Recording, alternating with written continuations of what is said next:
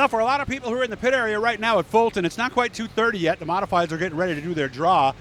Most of them are pretty nervous. Hope they get a good draw so they can just make it in the show. As for Willy Decker, he's in the show. He won one of the qualifiers on Friday. Not only that, but his son won a qualifier in the Sportsman.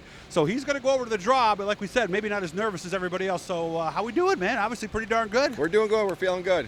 So what does this guarantee you then with your win last night? I think like 17th, 18th, 19th spot right around in there. Okay. So obviously we'd like to start 7th, 8th, or 9th, or maybe even better. Oh, yeah, definitely. You always want to start up front, but.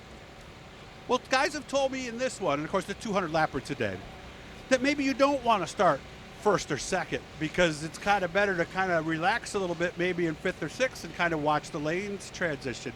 Are they right? I mean, if you're leading, you're always a sitting duck because the second place, they're going to go where you're not going. So yeah, you're looking at a clean racetrack. You have no idea where people are moving, right? But you'd like to start up there.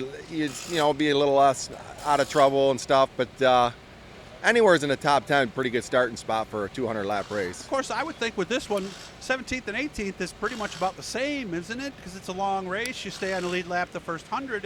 It's almost two different races, isn't it? Yeah, it all depends on how they prep the track. I mean, if it's going to be hammered down for the first 25, 30 laps, it might be tough, Cars are going to be bouncing around. We don't know how wide the track's going to be. So right now it doesn't feel like the normal Outlaw 200 here because the way the track has been. But yeah, because I heard it was actually pretty bitey Friday night. It had a lot of bite in it. And usually when we get here, it's hard slick from the bottom to the top, and there's a lot of room to race on. But we don't know what it's going to be like here the first the heat races. It could be real narrow and hammer down. A lot of talk coming into this race about the big small blocks like you have, and what combination would have the advantage. And I know you listened to my Todd Root chat where he said the Dirt 358s he thought would have a little disadvantage. You said the race with him last night almost went exactly like what he said. Yeah, pretty much. I mean, I ran one of them motors. It's like hitting a wall halfway down the straightaway, and I just got nothing, huh? They just stop, and they bouncing off that box, and we about ran him over down the straightaway. I had to lift like 2-3 times down the straightaway and to figure out where he was going. But he was fast. Once he got to the top, he was fast. And then we had to commit to the bottom. And the bottom had so much brown on it in 1 and 2. And I tell you, when you stand on this motor, the thing eats. Yeah, it just comes right out. And grabs, and that's where you got him. Just drove right under him coming out. Yeah, for sure. All right. So what's up after this day here today? I'm going to take my boy to Oswego. Okay. So first Tuesday we got Utica. We're going to hit that if it doesn't rain, both of us, and then right after that we got to get his car ready for Oswego and go out there Wednesday. Well, you still have a Dirt 358, don't you? Yep.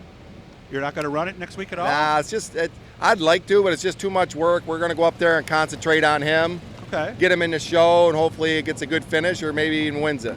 What about after that for you? I'm not really sure. We'll just have to see what pops up and hit a show or two. I'd like to hit a couple more before the season's done. So is it possible that you could be done after today? It could be, yeah. Okay. Could be.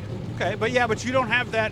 You still got that donut in the win hole column for the year. I mean, I know how much that bugs guys like you, although you kind of lost half a season, didn't you? Yeah, we've been waiting for this motor for quite some time, but you're always hungry for that win, but if it don't happen, it don't happen. You just keep fighting for it, Yeah, now you could come in next year because you didn't get enough laps where you're going to have to freshen this motor, did you? Nah, we don't have that many on it. We should be good for next year for quite a while. For a whole season? Or? We'll see. What's the rule? How many laps? I'd say about 2,000, 2,500 on it, as long as you take good care of it and, you're not twisting the snot out of it and you're changing your oil and the air cleaner's good. You should be able to get 2,000, 2,500 laps out of it. Let me see. At Utica, what do you got? 8-lap heats, 30-lap features, so you're getting about 40 laps a night there. So it's going to take a while to get. It'll take a while. It should take 50 shows. Yeah, we had a 100-lapper there. We got a 50-lapper there Tuesday, but I didn't go to the Fonda 200. I just wanted to keep the laps off from it, and there's just too many tire options down there. Mm-hmm. So, we'll hit Tuesday night there, and we'll see what happens after that. And hopefully maybe we will be talking about changing that 0 into a 1 maybe later today, right? I hope so. It'd be crazy. Be crazy. Hit the Blue E guys, subscribe, share, support if you can. We'll send you an email, let you know every time we're talking to somebody cool. Nice to see you again, and hope you have fun tonight, man. You too. Thanks a lot.